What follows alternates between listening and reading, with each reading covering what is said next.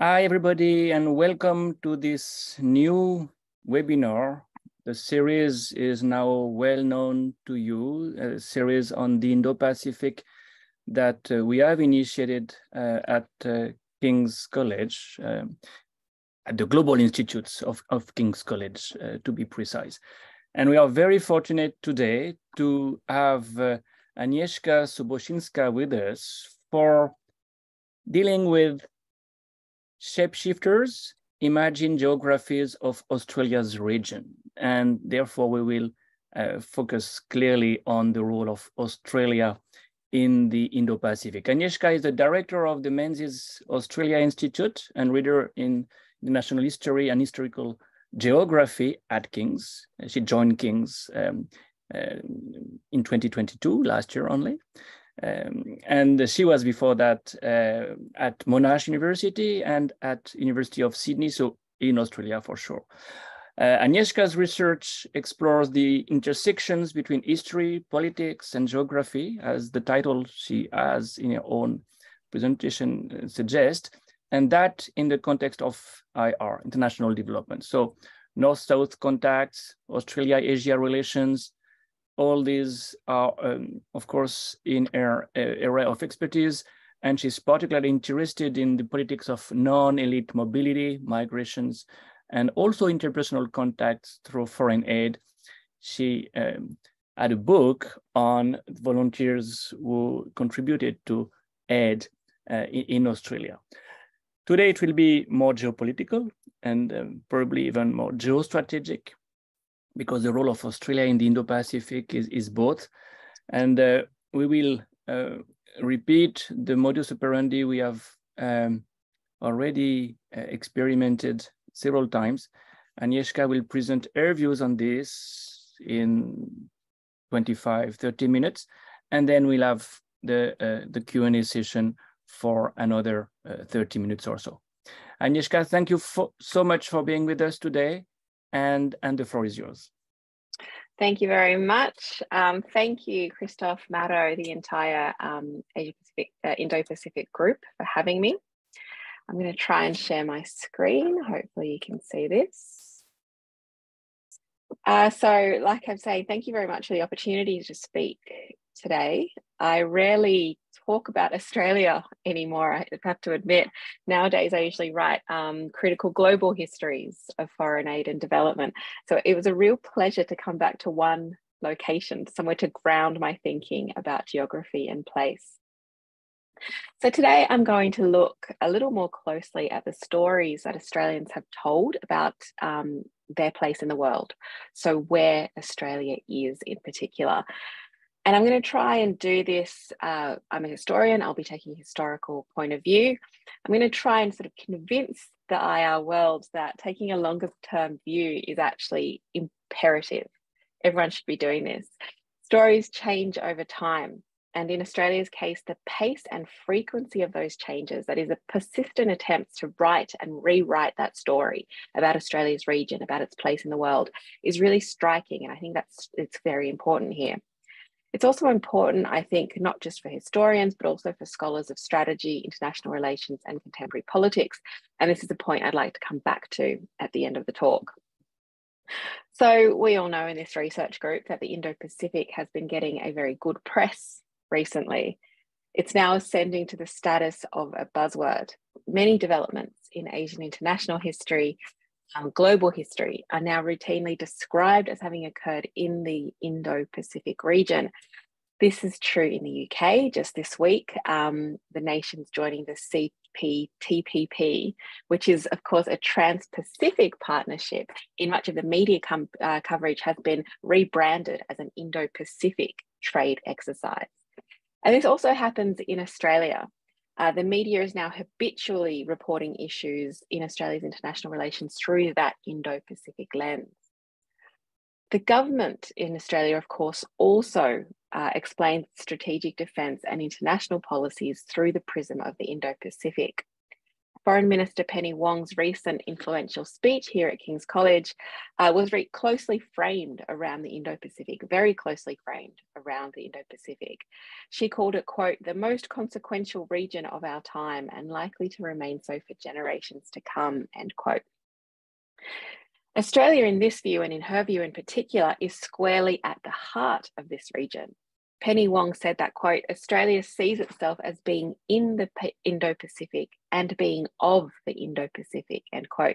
It was of the Indo-Pacific geographically and importantly, also historically. And the story that Wong told that night, which captured most of the media attention in Australia at least, was of Australia as a nation that had emerged out of the fusion of colonizer and colonized, of Asian and British ancestry, resulting in a distinctly multicultural and modern face, in her words. Listening to Minister Wong that night was listening to a master storyteller, and she made this very overt. She made it explicit that she was weaving a story. She explained this when she said that, quote, one of the most important ways our countries can modernize our relationships is in the story we tell about who we are, which is, of course, the starting point of our foreign policies. In her speech, Wong laid out what she sees as the genealogy of her Indo-Pacific policies. She said that at the end of the Second World War, she started it then, quote, many of our neighbours gradually broke free of European colonial control and Australia built its own foreign service and our own foreign policy turned its focus to what we now call the Indo-Pacific, end quote. This was a very strategic place to start or to retell, in which 1945 becomes year zero for Australia's foreign relations. But in fact, of course, the groundwork for Australia's relations with Asia had already been laid. And the most important book in the region, on this topic, Anxious Nation by David Walker, on your left, I think, Anxious Nation, Australia and the Rise of Asia, 1850 to 1939, ends its analysis right at the point that Penny Wong would have us pick it up. It's just as that strategic narrative begins. So in Anxious Nation, Walker argues that Australia's colonial era perceptions of Asia are absolutely essential for any understanding of subsequent foreign relations. This is the blueprint that David Walker lays out. He says it was laid in the 19th century and it was burnt so deep into the Australian psyche that it continues to be impossible to escape. Essentially, his story, which he writes in Anxious Nation, is one of 19th century Australians becoming keenly aware of Asia as a rising power. That narrative of rising is really important. And that sense that this would be something that would dominate Australia's future made Australians very anxious. It made them anxious about their place in a world or a region that they thought was increasingly dominated by Asia. This is something that we picked up in the second book on your slide, which I co-edited with David Walker, which sort of was a counter-narrative showing how, as well as anxiety, there was enmeshment. So the story of anxiety was not always keeping Asia away, it was also integrating or seeking to sort of create an answer to this problem of Asia as a threat, potentially, to Australia. So Australia's anxiety was all pervasive, but it was also paradoxical. And at a time dominated by racial pseudoscience, a lot of it was based around race and around the idea of racial degradation. But Australia's anxiety also stemmed from an early recognition that Asia was powerful and sophisticated, that there was something to be gained here. And particularly in the areas of trade, this sort of catch cry of wake up Australia starts to be heard again from the late 19th century and all the way through the 20th century. There's something to be gained here. Asia, the vast markets of China, Japan, and India were also a very powerful lure. It's the true Shangri-La in many senses. But Australia's businessmen, again, never seemed to be able to quite grab that foothold. This, again, was something in the future. It was an opportunity. It was something to work towards rather than something that Australians could already grasp. Part of this was sort of linked the anxieties about the ability to engage with Asia or the ability to trade with Asia, and that anxiety about Asian strategy, or perhaps what Asian powers were thinking when it came to Australia, sort of came together in this idea of Asian powers, Asian thinkers, Asian strategists as being more clever and capable of being more sophisticated, drawing on a longer history than what it was thought the relatively naive, young nation of Australia was capable of. So there was that fear of being the new innocent in a very complicated region that Australians didn't quite understand. So clearly Australia's anxiety regarding Asia, both about its threat and about its potential, came down to a sense of perceived proximity. It also came from the understanding that Australia was unable to defend itself. With a long coastline, massive landmass, and sparse population, Australia would simply not be able to defend itself against a well-coordinated naval attack 100 years ago, naval and air attack arguably today. This is, it's very much up in the air today, probably true. It was definitely true 100 years ago, and even up to the time of the Second World War. And this created a really high level of anxiety of an Asia that was watching Australia, creating the sense that they were watching us, led Australians to then sort of turn the gaze back, to always be gazing at Asia, trying to work out what was happening, to trying to sort of become part of those conversations so that it could pick up the very first whispers that they might actually be colluding to invade Australia. So this anxiety underpinned Australia's foreign policy. And in the colonial and early Federation period, that's sort of the peak of the racial pseudoscience era, it was very closely tied to race.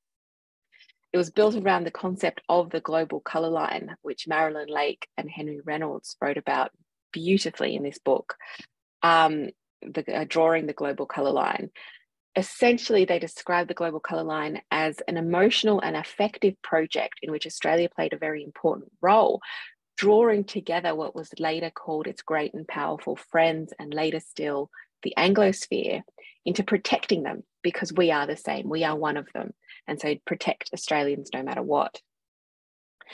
Now, the question of when Australia actually achieved foreign policy independence is, of course, very complex. If anyone knows the history of Australia's decolonisation, I would be very familiar with. But let's take Penny Wong at her word. Let's place year zero at the end of World War II. From this point on, Australia becomes involved in a protracted and increasingly complicated exercise of imagined geography. The terms are absolutely fascinating, but they ultimately came down to an essential question. Does Australia need protection from Asia, or is it part of the region? And is it possible to be both? So the Second World War, if we're taking it as year zero, was argued to be in Australia a turning point. It was seen to be by many at the time a turning point, when it became apparent that what Europe and America thought of as the Far East was actually Australia's near north. Australian policymakers, intellectuals, journalists, and others participated in an ongoing debate about the nature and boundaries of Australia's region. And importantly, this debate wasn't limited to that policymaking elite, but rather was actively picked away, and sort of the argument was made more complicated and drawn out by a set of middlebrow writers, journalists, political theorists, but also travel writers, and by non-elite or ordinary Australians who were significant, I've argued, in multiple publications at this time. So in the immediate post-war period, the language of region was framed by two words: neighbourhood and engagement. Asian nations were Australia's neighbours, and Australians could no longer ignore them, but rather had to engage with them. So obviously the imagined geography at play here is one of proximity. So in the post-war period, when Australian politicians referred to Asia as their neighbourhood, they were most likely to be referring to the big three: Japan, China, and India, as much as, and even more so than perhaps Western Indonesia, which is of course the closest part to the Australian continent. The language of neighbour foregrounds proximity, but distance and geographical fact doesn't necessarily align here with this imagined geography.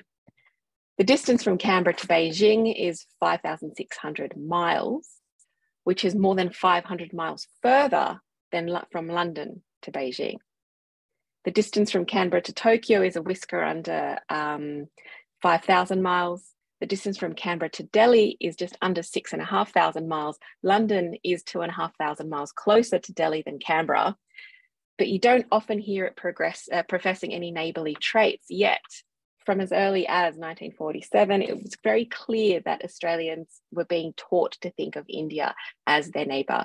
So the very best-selling post-war Australian author, Frank Clune, wrote in 1947 that, quote, "Australia is India's neighbour for all time." And this is something that I wrote about in my first book, Visiting the Neighbours of Australians in Asia, really drawing out that sense of that how Australians were trained, really. It was a program by which ordinary Australians came to be trained to think of Asia as Australia's region. So this proximity, of course, is imagined as much as it is real. Yet the idea that Australia was part of the Asian region became a favourite theme for progressive Australians, and particularly from the 1950s, this became a bit of a political ball. But it wasn't always political, and to the sense that it became both parties, the major parties in Australia, Liberal and Labor, very much jumped on to this bandwagon of Asia as Australia's region. Some 30 years after Clune's awkward attempt to sell India as Australia's neighbour, the geographic gymnastics had become mainstream, so that Prime Minister Malcolm Fraser, who was of course from the Liberal Party, claimed that Australia was, quote, "profoundly affected by its location in the Southeast Asian region." So in 1979, Fraser had reimagined Australia as part of the Southeast Asian region, and this didn't raise an eyebrow. This was par for the course by the 1970s and into the 80s. And this sort of incredible plasticity of Australia's imagined region can be seen over this 70-year period in which Australian leaders attempted to stretch Australia into every possible shape. And I'm going to run through some of these shapes, some of these geographical gymnastics, as I call them, or the flexible exercises, and put up candidates that Australian leaders and policymakers have put up for Australia's region. So the first of these is the Pacific. Is Australia's region the Pacific region? Australia is, of course, a founding member of the Pacific Islands Forum. It created this forum in 1971, alongside founding members New Zealand, Nauru, Cook Islands, Western Samoa, Tonga, and Fiji. Membership has since expanded to include many further Pacific islands.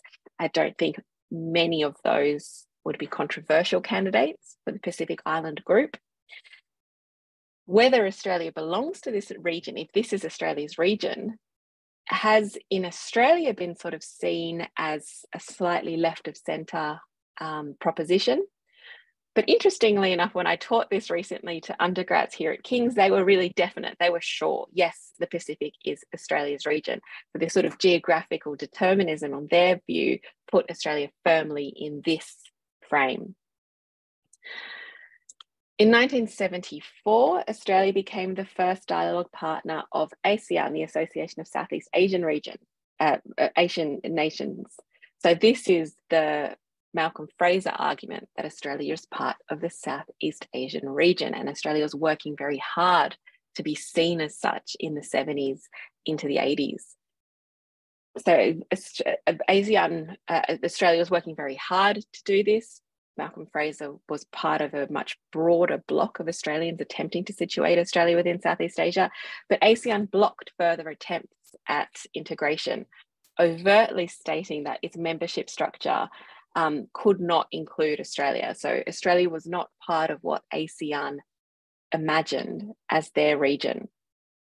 Nevertheless, Australian attempts at closer integration accelerated over the past 2 decades, with pressure for Australia to join ASEAN again sort of rising and again becoming surprisingly perhaps voluble after the 2018 ASEAN-Australian Summit, the first ASEAN-Australian Summit.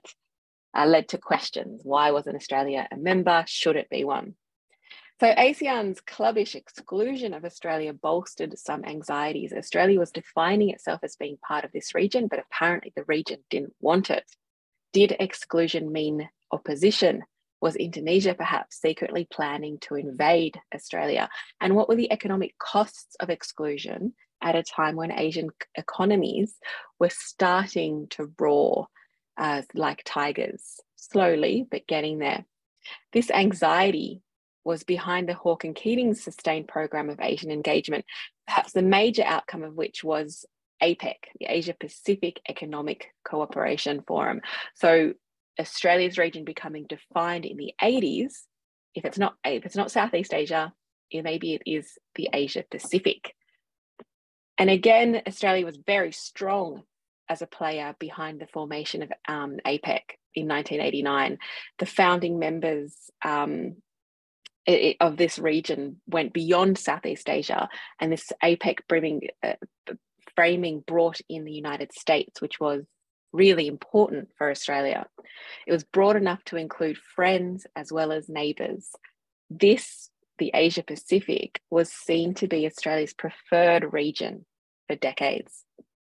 So characteristically though, even though it looked like the cards had finally been dealt, Australia's region was the Asia Pacific, Australia was never exclusive and continued to pursue multiple and overlapping regional imaginaries at the same time.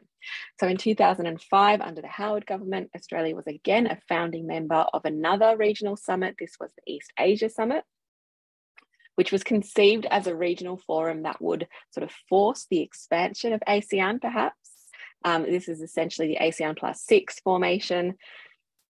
In Australia, the East Asia Summit was thought of as a possible way to prize open ASEAN. You know, if they're not going to let us in, we'll force them to take more of us in. But notably, this was a bit of a failure. It was a bit of a non-starter. And as Mohan Malik noted in 2007, the East Asian Summit, quote, proved anticlimactic and lacking in substance, highlighting important divergences of opinion within the region about the proper composition and role of an East Asian community, end quote. The Rudd and Gillard governments took note, focusing on the Asia Pacific as again the region of significance for Australia, but they temporarily shifted the focus from a regional to a temporal perspective, taking us back to that other aspect of what David Walker pointed out as that sort of blueprint for Australia's thinking about Asia, which was that not only was it close, was that proximity, the geographical aspect, but also the rise of Asia, the temporal aspect. And that was highlighted when the Rudd and Gillard governments began to focus on what they called the Asian century, which peaked with investments. All kinds of policies were made as part of an Asian century strategic push, and peaking with a white paper on Australia in the Asian century. This didn't stick, however. And again, this was sort of the background to where the Indo-Pacific tilt began. So the Indo-Pacific as Australia's potential region began when Julie Bishop became Foreign Minister in September 2013. It was seen at the time as a bit of a conservative turn, so away from Australia as being part of the Asian century, so part of Asia or part of the Asia Pacific. The framing of the Indo-Pacific was seen as a bit of perhaps slightly regressive, perhaps slightly conservative, essentially bearing the argument that we had to expand the region beyond. Over the coming months after Julie Bishop became Foreign Minister, she directed the Department of Foreign Affairs and Trade to use the term Indo-Pacific instead of Asia-Pacific, so to directly replace, especially on the DFAT website. And you could see those sort of track changes almost coming through over a period of months. Now, to some extent, this spoke to domestic politics and particularly to the greater power of Western Australians in recent governments. So from Kim Beazley to Stephen Smith to Julie Bishop, Western Australians were particularly influential in foreign and defence policies, and their perspective faced the Indian Oceans rather than the Pacific Oceans. So West Australians, the argument goes, had never actually felt included in the Asia Pacific. And so this was a domestic shift.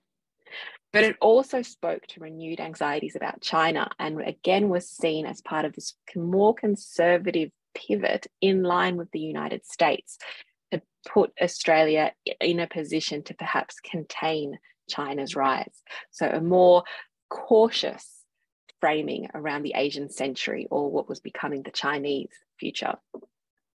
So China had, of course, by this time become Australia's largest trading partner and increasingly began to show signs that it wanted to leverage this economic power politically. The meaning of this, I think, cannot be understated. Australia, it has to be remembered, never had a global financial crisis. It never had the impact of that, never had to implement austerity because of the Chinese mining boom of the early 2000s. So China was very much pivotal to Australia's economic success and relative wealth to most other parts of the world. But this was also leading to the question of dependence and what was the cost of dependence. And that began to bear political fruit following large-scale Chinese investments in Australian land, including massive agricultural cattle farming holdings in North Australia, and particularly the long 99-year lease of a strategic port to the north of Darwin by a Chinese government-backed corporation.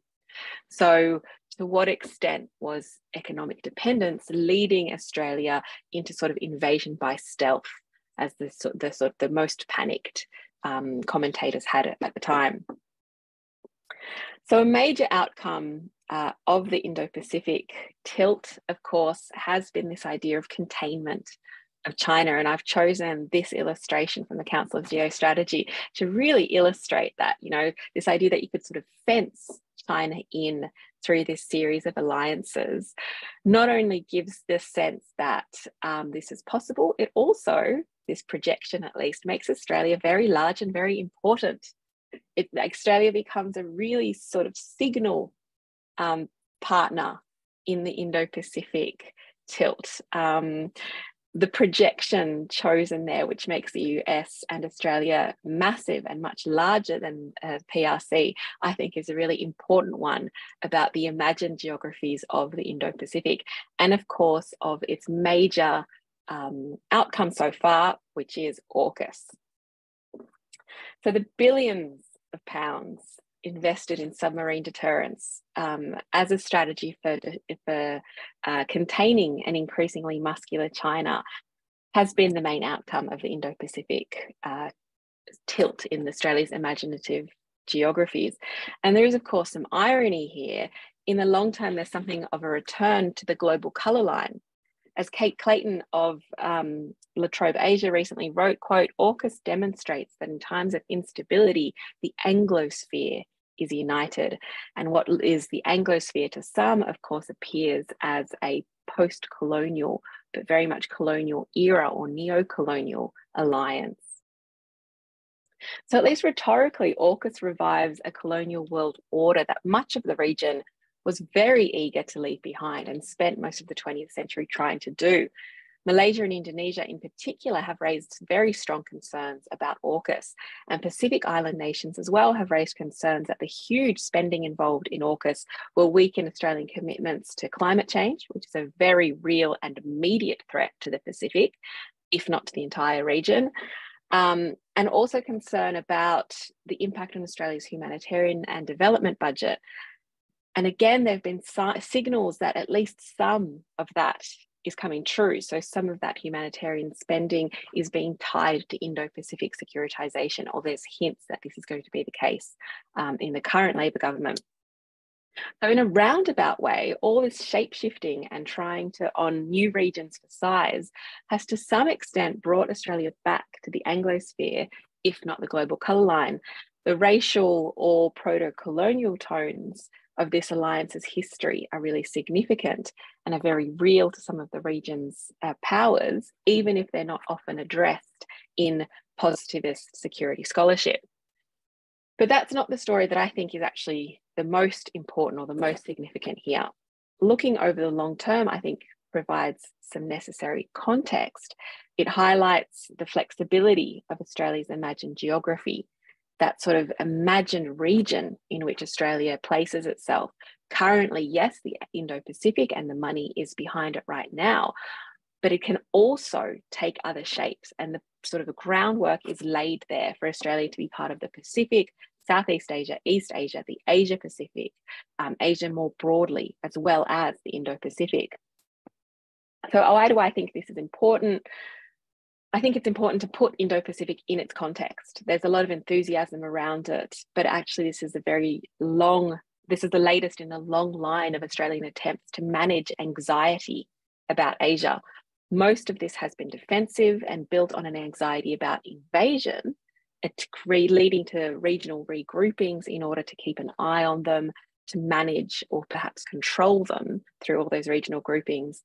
But alongside this has been the anxiety that Australia will miss getting on board with the Asian future, and how Australia can sort of maneuver itself in for the best opportunities, especially economic opportunities as well. I think there's a balance here, and I'm not sure that the Indo-Pacific sort of economic argument has been as strong as the defensive one, and I think that's, again, an important thing to flag. So history is, of course, an inherently critical discipline, and it can draw out long-term patterns that underline contemporary agreements. I think in this case, it provides an essential counter to some of that positivism of some of the political science around it, which discounts the importance of long-term and especially the irrational elements of foreign policy, such as anxiety or race, and assumptions about race and power, which, to my thinking, are really core to understanding Australian foreign policy even today. Without understanding something of the irrational nature of Australia's history, of its anxieties about Asia, you can't, I don't think, really understand AUKUS or the Indo-Pacific tilt more broadly. There is more than just the positivist rational going on. More broadly, I think this is an argument about the significance of imagined geographies in international relations. So this is a space that's not only one debated in the highest halls of power, but is a much broader one.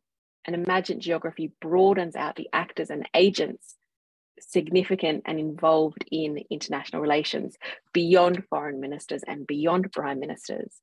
It brings in thinkers and writers, but also tourists and non-elites who sort of contribute to that imagining and reimagining of a region, which can be as flexible, as gymnastic, and perhaps as hyperactive as Australia's imagining of its region has been over the last 70 years.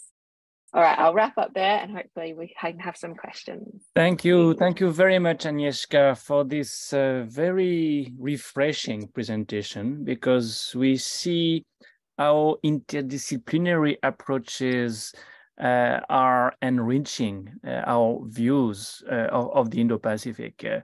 It's not only an historical perspective that you give, it's also, I would say, a constructivist perspective, which makes all the positivist, strategy-oriented, security-oriented approaches relative. And not only relative because things have changed in history, but it is also relative according to who you are looking at. And we should not focus on governments all the time.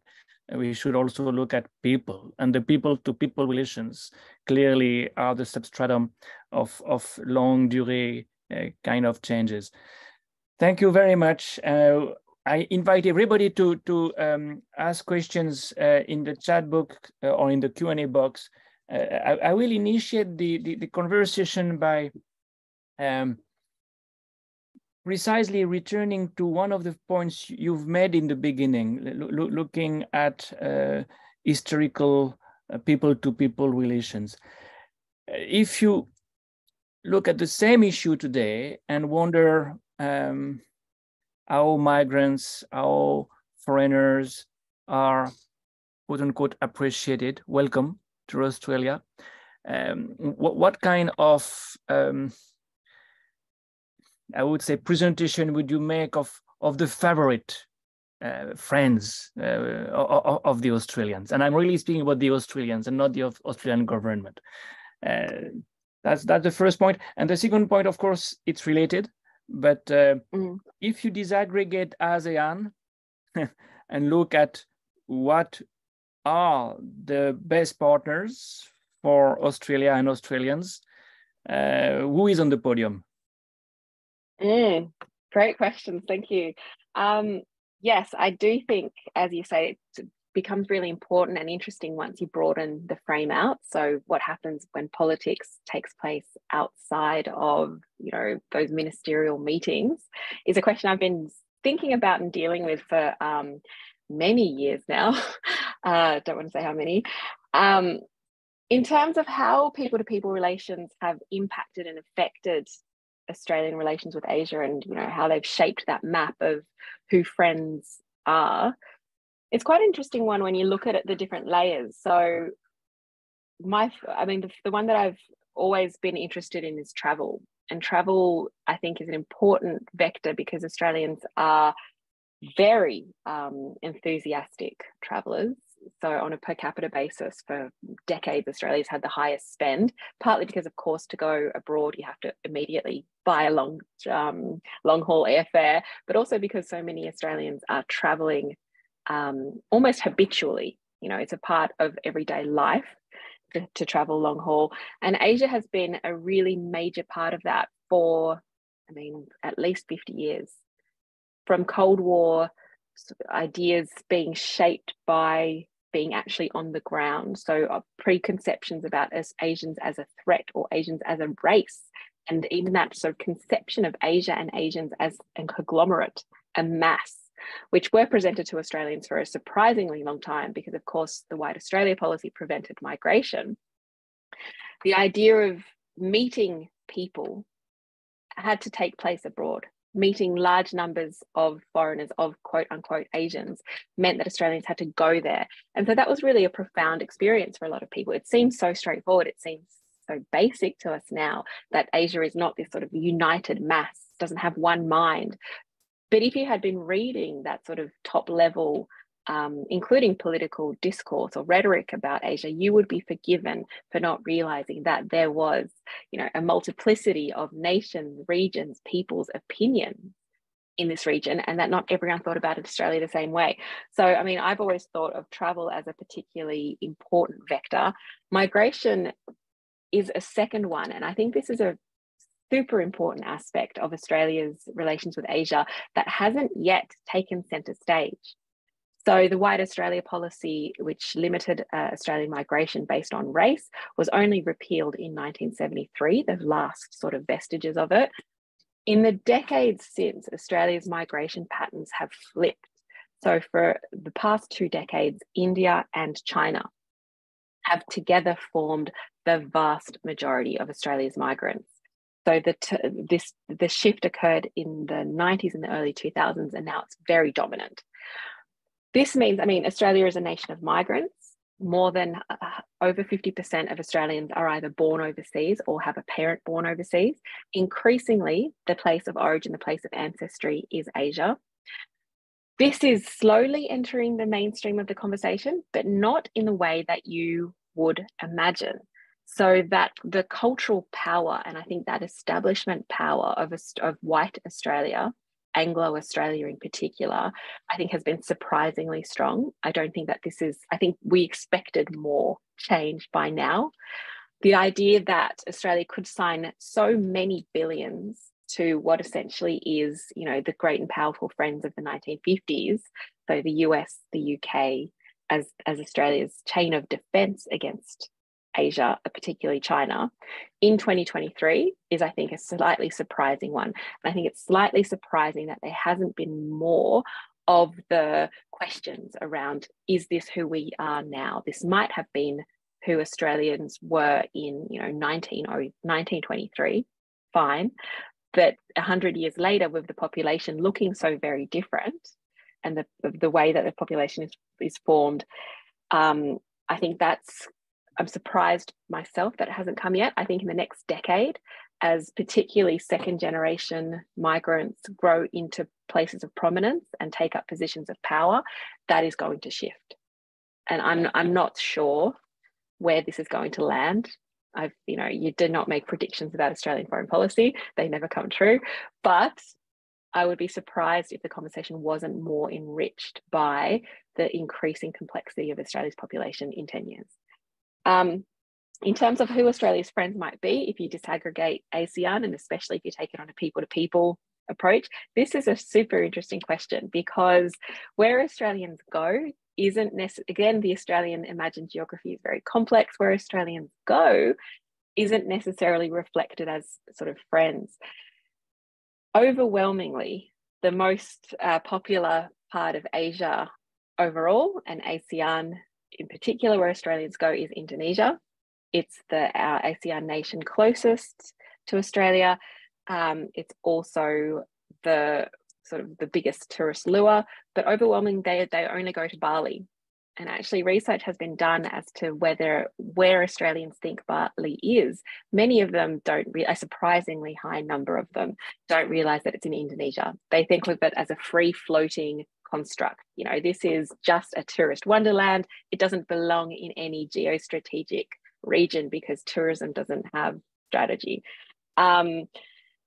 This became really obvious after the Bali bombings in 2003, when a lot of Australian domestic response was about Bali as our backyard and our spiritual home. So the sort of appropriation of Bali is actually an extension of Australia rather than a part of Indonesia. I found to be a really interesting imaginary geographical maneuver that was reflected both in political rhetoric and especially among mainstream Australians at the time. I don't think that it would fly particularly well in strategic discussions between the Australian and Indonesian leaders. So that is one that does tend to stay at people to people. But I think, yes, so not necessarily Indonesia, but Bali would be Australia's best friend in the region. Thank you, Agnieszka. There is a question that Ramesh is asking in the Q&A box, and I will read it quickly.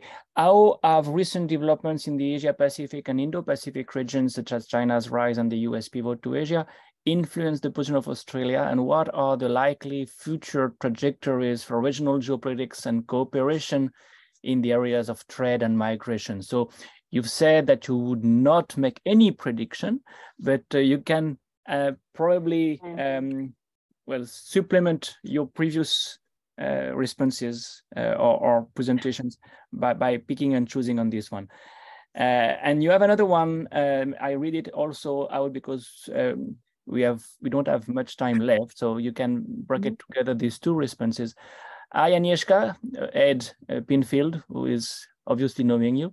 Regarding the rise of China in the Indo-Pacific, how are the recent developments with the Solomon Islands, Kiribati, and Tonga being received in Australia? Is this a worrying trend, and is there potential that other Pacific Islands nations follow in the footsteps of the Solomon, like Papua New Guinea, for example? And you need, of course, to remind us of what happened when you respond.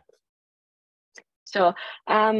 Thank you for those questions. They're great questions. The first one I'll pick up. So this is obviously the major tension that Australia is dealing with in the region. So if there is a strategic and economic competition between the US and China, which side will Australia fall on?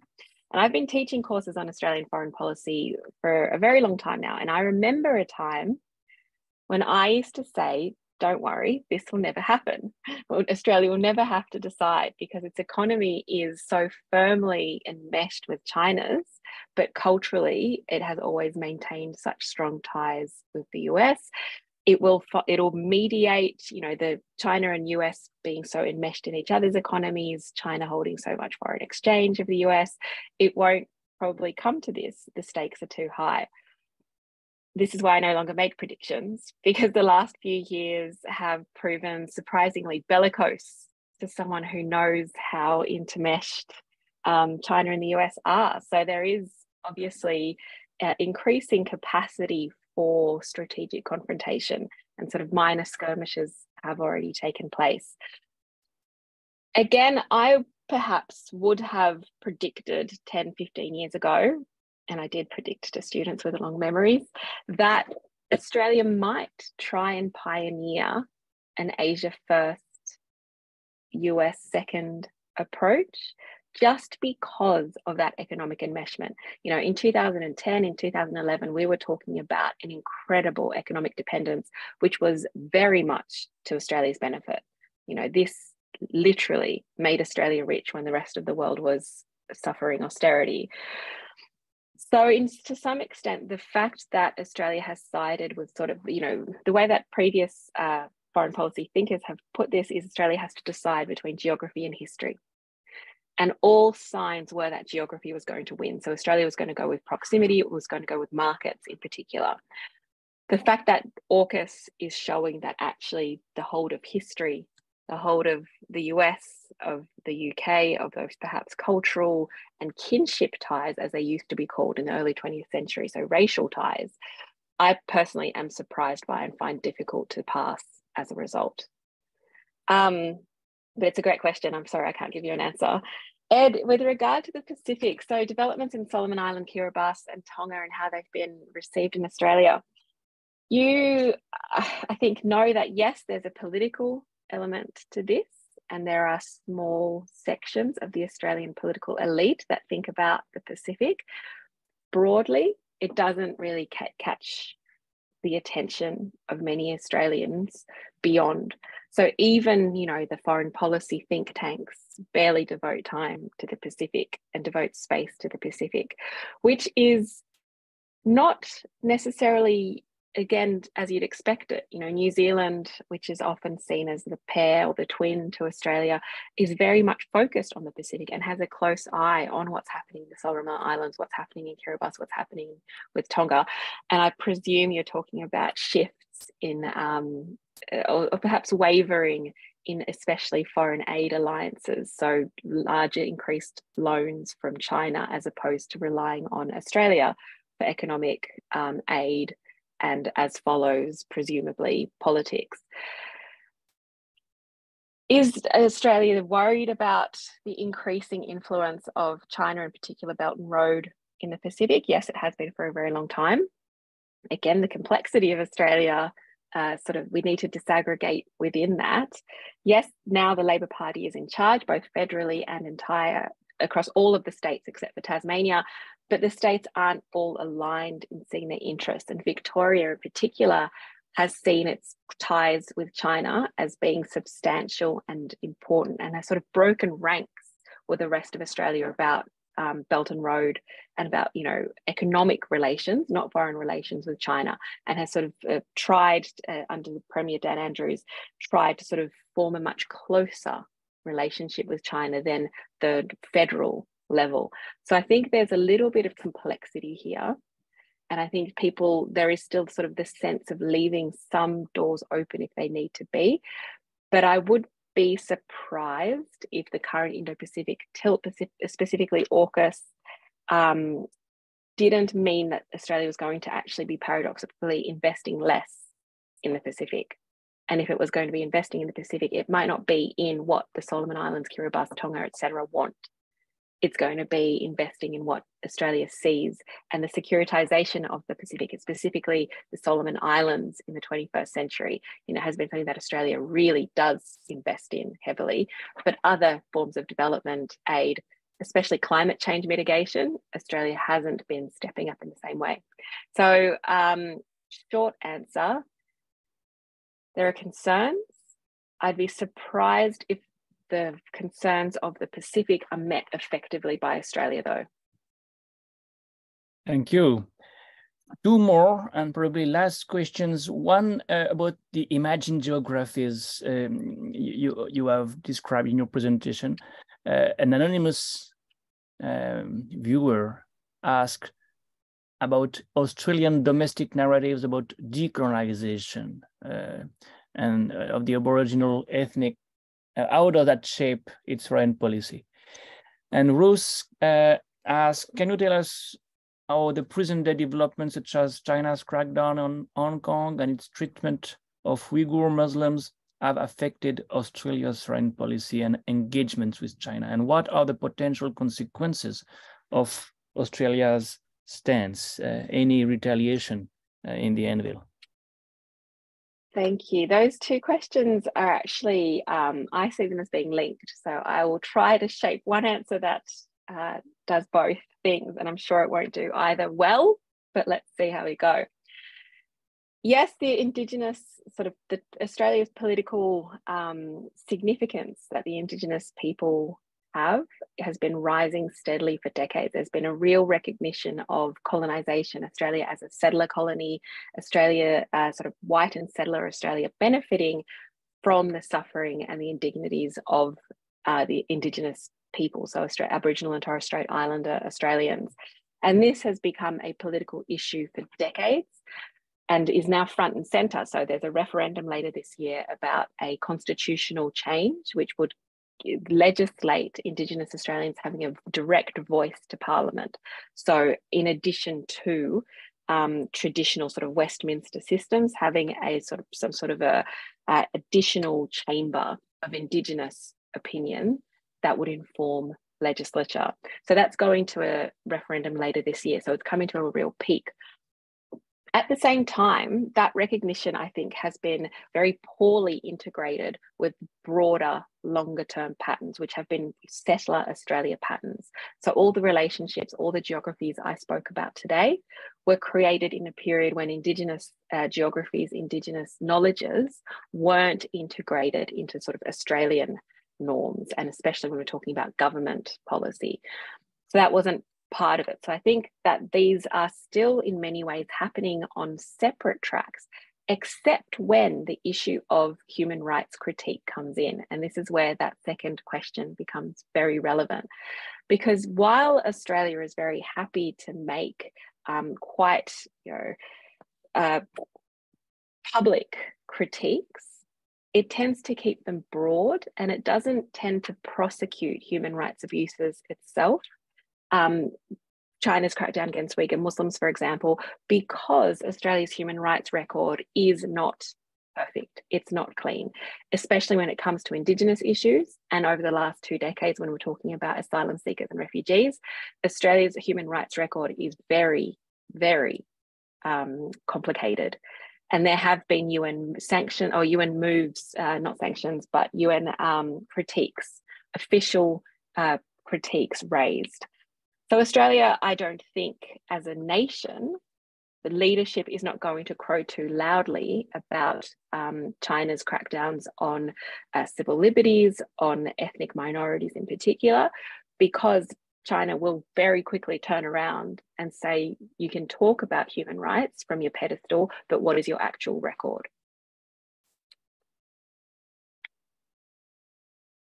Thank you so much, Agnieszka, for this terrific presentation and these great questions and answers. I mean, that is, I repeat, showing how important other disciplines are for understanding the Indo-Pacific, other disciplines than political science and especially IR.